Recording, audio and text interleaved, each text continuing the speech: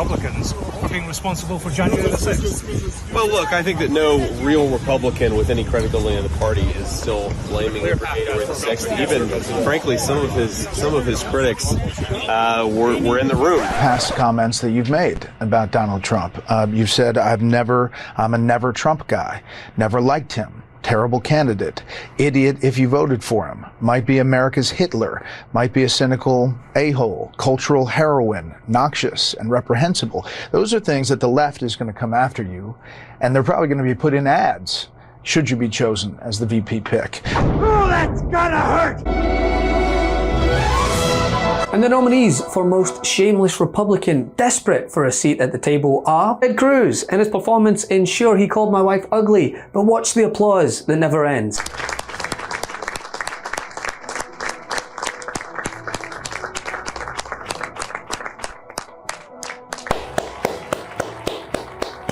Elise Stefanik in Run for Cover Flip Flop. Key question, do you still think it was a tragic day? Do you think that the people who stormed the Capitol should be held responsible to the full extent of the law? I have concerns about the treatment of January 6 hostages. Marco Rubio in The Emperor Insulted My Intelligence, but please take my cloak. I will never stop until we keep a con man from taking over the party of Reagan. 99% of the people that were at that protest did not storm that Capitol. They have strong feelings about the election. They support the president. Congrats, Mark. And last but certainly not least, the frontrunner, J.D. Vance in Pick Me, America's Hitler. Yeah, well, I think that's absolutely right. And it's not just that Donald Trump doesn't speak to issues of special concern to minority voters or black voters. It's that he seems to like actively antagonizing a lot of the black voters. I actually think Trump is a much better model of statesman, which is he's tough, he's funny. And the winner is J.D. Vance for Pick Me, America's Hitler. Your prize is a $60 Bible and 2 complimentary tickets to a, quote, all-black church event held by your cult leader. As we've come to expect, there's a rather impressive level of shamelessness that Republicans possess, whether it's celebrating bills they voted against. Members request funding for pet projects. That's what an earmark is. And some Republicans have rejected that process as like wasteful and corrupt and that kind of thing. So I wanted to ask a follow-up question on the issue of earmarks. Mr. Wilbur, you've repeatedly taken credit for projects in Colorado that you asked for funding for, but then you voted against the bill in the end. Bridge over the Roaring Fork River in Glenwood Springs, water treatment plant in Gunnison, I-70 interchange in Grand Junction.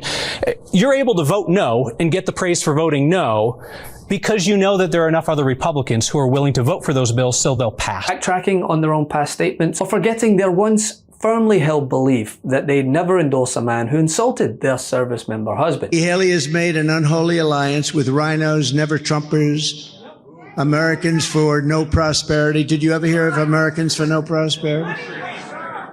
Globalists and radical left communists to get liberals and Biden supporters to vote for her in the Republican primary. But J.D. Vance may be the worst of all. And man, is that a tough category to be the best in. I mean, when you're beating out Bill Barr, a man who could not get booked on CNN quick enough to lambast Trump as the gravest threat to democracy, only to then say he's still going to vote for him, you know you're a next level hypocrite. Response to you saying you'd vote for the Republican ticket. Wow, former AG Bill Barr, who let a lot of great people down by not investigating voter fraud in our country, has just endorsed me for president despite the fact that I called him weak, slow-moving, lethargic, gutless, and lazy. Based on the fact that I greatly appreciate his wholehearted endorsement, I am removing the word lethargic from my statement. Thank you, Bill. Yeah. It's classic Trump. What's the question? What's your response?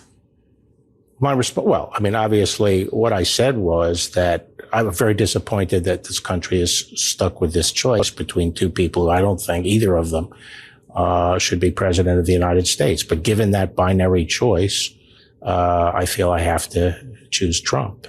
But he's mocking you. But listen, one place I did not expect J.D. Vance's plethora of previous anti-Trump comments to be read aloud for him to react to in real time was Fox News. Host Brett Baier listed off all of his full-chested remarks, everything from calling Trump an a-hole to America's own Hitler, to which either the snake oil made it hard for J.D. Vance to hear, or perhaps he is the slimiest, most abhorrent hypocrite to ever appear on Fox News. And again, that is a tough category to win in. Republicans are being responsible for January the 6th. Well, look, I think that no real Republican with any credibility in the party is still blaming it for January the 6th. Even, frankly, some of his critics were in the room and were supportive and are supportive. So it's a good thing, and I think the Republican Party's in a good place. And I know you've been asked about this before, about past comments that you've made about Donald Trump.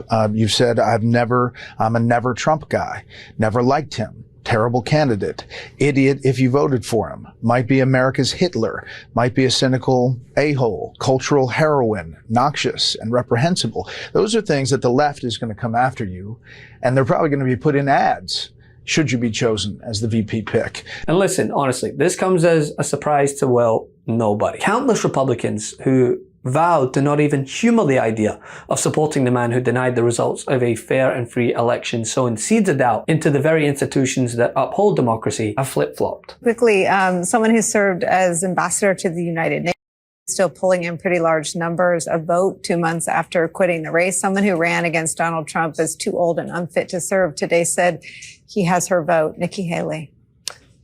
Nikki Haley in 2015 said, quote, Donald Trump is everything I taught my children not to do in kindergarten. I taught my little ones, you don't lie and make things up. She ended up serving in his administration. Who are these people? On January 6th, she called it an ugly day. She then went and said a couple months later that she wouldn't run against him for president. She ended up running for president. And then we saw Nikki Haley, while her husband was deployed to Africa with the U.S. Armed Services, mocked by Donald Trump for being away. We need shrinks and cult experts to explain this, because with what you're reporting, it doesn't make a lick of sense. And the only ones who haven't are branded as rhinos or sellouts because they dare not bow to the cult leader. There was real suspense then going into the 2016 Republican convention about whether or not the deeply offended Senator Cruz would even endorse Donald Trump, the Republican nominee for president. But Senator Cruz looked into his heart and found nothing. Nothing that would prevent him from endorsing the presidential candidate who attacked and lied about his father and attacked and lied about his wife. And there was Senator Cruz today in that lineup of utterly egoless Republican men craving their moment with Donald Trump, craving a possible handshake or a possible pat on the back or a wink or a smile, a glance, anything from Donald Trump. Watch now, Senator Cruz, crave that moment after Donald Trump passes by Senator Cruz and pays more attention to other, more obscure people in the room.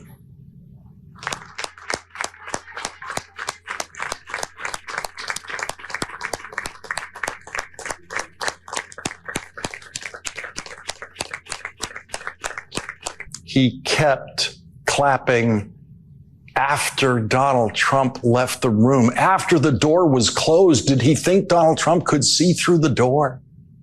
There's no separating MAGA and the Republican Party. It's either fall in line with a full-fledged fascist or fall by the wayside. See Ken Buck, Adam Kinzinger, and recently Paul Ryan, for examples. Right now, I know a lot of these folks who also shared your same concerns about Donald Trump that sort of said, all right, we're rallying around Donald Trump. You had said, though, that would not be the case with you. You had said that he's a populist and an authoritarian narcissist, that character is too important to me, and it's a job that requires the kind of character he just doesn't have.